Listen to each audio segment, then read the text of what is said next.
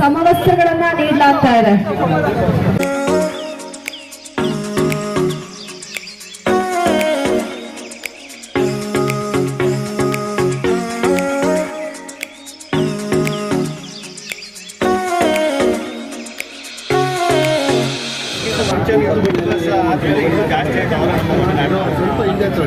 ಅವರು ಈ ಥರ ಈಗ ಬೆಂಗಳೂರು ಬಂದು ಸ್ಟಾರ್ಟಿಂಗ್ ಕೊಟ್ಟಿರ್ತದೆ ಊಟದ ಬೆಲೆ ಏನು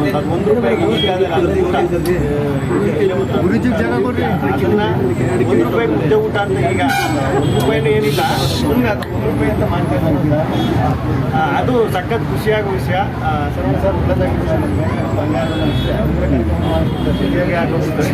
ಸರ್ ನೀವು ಹೇಳಿದಾಗದೆ ಊಟಕ್ಕೆ ತುಂಬ ಜನ ಕಷ್ಟಪಡ್ತಾ ಇರ್ತಾರೆ ಬೆಂಗಳೂರು ಸರ್ವೇ ಸಾಮಾನ್ಯ ಅಂದರೆ ಕಮ್ಮಿ ರೇಟಲ್ಲಿ ಸಿಗಬೇಕು ಅನ್ನೋದು ಅದು ಎಷ್ಟು ಅನುಕೂಲ ಆಗ್ಬೋದು ಜನರಿಗೆ ಅಂತ ಅನ್ಸುತ್ತೆ. ತುಂಬ ಅನುಕೂಲ ಐತೆ ಸರ್. ನಾನು ಬೆಂಗಳೂರು ಈಗ ಎಲ್ಲ ನಾನು ಅಂತಲ್ಲ ಈಗೆಲ್ಲ ನಿಮಗೂ ಅನುಭವ ಇರ್ತದೆ. ನಾನು ಬೆಂಗಳೂರು ಸ್ಟಾರ್ಟಿಂಗ್ ಊಟ ತಿಂಡಿ ವಿಚಾರ ಮತ್ತು ವಿಚಾರಕ್ಕೆ ಜಾಸ್ತಿ ಸ್ಟ್ರಗಲ್ ಮಾಡೋದು ಸಿಕ್ತಾಗ ಇನ್ನು ಅದು ತುಂಬ ಅನುಕೂಲ ಆಯ್ತದೆ ಸರ್. ಹಣ ಇದ್ದವ್ರು ಎಲ್ಲರೂ ದಾನ ಮಾಡೋದಿಲ್ಲ. ಈ ರೀತಿ ಇದ್ದಂಥದ್ದನ್ನ ಬಡವರಿಗೂ ಕೂಡ ಒಂದು ಸ್ವಲ್ಪ ದಾನ ಮಾಡುವಂಥ ಒಂದು ಮನಸ್ಥಿತಿ ಬಗ್ಗೆ ತುಂಬ ಒಳ್ಳೆ ಅಲ್ಲ ಇದರಲ್ಲೇ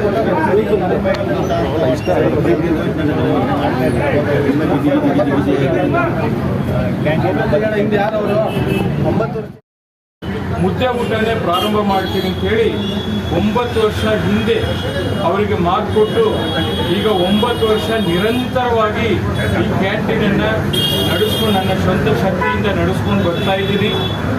ಇದು ಶುಚಿ ಮತ್ತು ರುಚಿಯನ್ನು ಏನು ಮುದ್ದೆ ಊಟ ಇರ್ಬೋದು, ತಿಂಡಿ ಇರ್ಬೋದು, ಅನ್ನ ಸಾಂಬಾರು ಇರ್ಬೋದು, ಚಪಾತಿ ಇರ್ಬೋದು, ರೈಸ್ ಬಾತ್ ಇರ್ಬೋದು, ಬೆಳಿಗ್ಗೆ ಟೈಮಲ್ಲಿ ಉಪ್ಪಿಟ್ಟು, ಕೇಸರಿ ಬಾತ್, ಈ ಥರ ಅನೇಕ ಬಗೆಬಗೆಯಾದಂಥ ಊಟ ತಿಂಡಿಗಳನ್ನು ನಿರಂತರವಾಗಿ ಕೊಡ್ಕೊಂಡು ಬರ್ತಾ ಇದ್ದೀನಿ.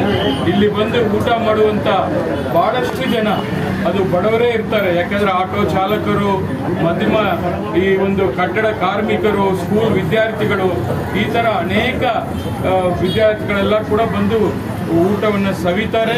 ವಿಶೇಷವಾಗಿ ಇವತ್ತಿನ ದಿನ ₹1ಗೆ ಈ ಒಂದು ಊಟವನ್ನು ಕೊಡಬೇಕು ಅಂತೇಳಿ ತೀರ್ಮಾನ ಮಾಡಿ ಇವತ್ತು ನಾನು ಇದನ್ನು ಪ್ರಾರಂಭ ಮಾಡ್ತಾ ಇದ್ದೀನಿ.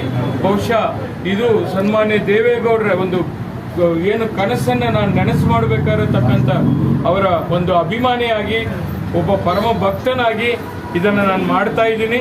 ಇದು ನನ್ನ ಶಕ್ತಿ ಇರೋವರೆಗೂ ನಿರಂತರವಾಗಿ ಇದನ್ನು ನಡೆಸ್ಕೊಂಡು ಹೋಗ್ತೀನಿ. ಬಹುಶಃ ನಾನು ಅಪ್ಪಾಜಿ ಕ್ಯಾಂಟೀನ್, ನಮ್ಮ ದೇವೇಗೌಡ ಅಪ್ಪಾಜಿ ಕ್ಯಾಂಟೀನ್ನ ಓಪನ್ ಮಾಡೋ ನಂತರ ಸರ್ಕಾರ ವತಿಯಿಂದ ಆಗಿರತಕ್ಕಂಥ ಇಂದಿರಾ ಕ್ಯಾಂಟೀನು ಪ್ರಾರಂಭ ಆಗಿದ್ದು, ಅಲ್ಲಿಗೂ ನಮಗೂ ಭಾಳಷ್ಟು ವ್ಯತ್ಯಾಸ ಇದೆ. ಸಿದ್ದರಾಮಯ್ಯನವರು ಮುಖ್ಯಮಂತ್ರಿ ಇದ್ದಾಗೆಲ್ಲ ಅದು ಓಪನ್ ಆಗುತ್ತೆ, ಆಮೇಲೆ ಮುಚ್ಚೋಗುತ್ತೆ. ನಮ್ದು ಹಾಗಲ್ಲ. ನಿರಂತರವಾಗಿ ನನಗೆ ಎಷ್ಟೇ ಕಷ್ಟ ಇರಲಿ ಮುಂದುವರಿಸ್ಕೊಂಡು ಹೋಗಬೇಕು. ಮತ್ತು ನಮ್ಮ ಮಾಜಿ ಪ್ರಧಾನಿಗಳು, ನಮ್ಮ ವರಿಷ್ಠರು ಸನ್ಮಾನ್ಯ ದೇವೇಗೌಡರ ಹೆಸರಿಗೆ ಯಾವುದೇ ಕಳಂಕ ಬರಬಾರ್ದು ಅಂತೇಳಿ ಇದನ್ನು ನಾನು ಮುಂದುವರಿಸ್ಕೊಂಡು ಹೋಗ್ತಾ ಇದ್ದೀನಿ. ಇಲ್ಲಿಯ ಜನ ಪ್ರೀತಿ ವಿಶ್ವಾಸದಿಂದ ಬಂದು ಅದನ್ನು ಕೂಡ ಸ್ವೀಕಾರ ಮಾಡ್ತಾ ಇದ್ದಾರೆ.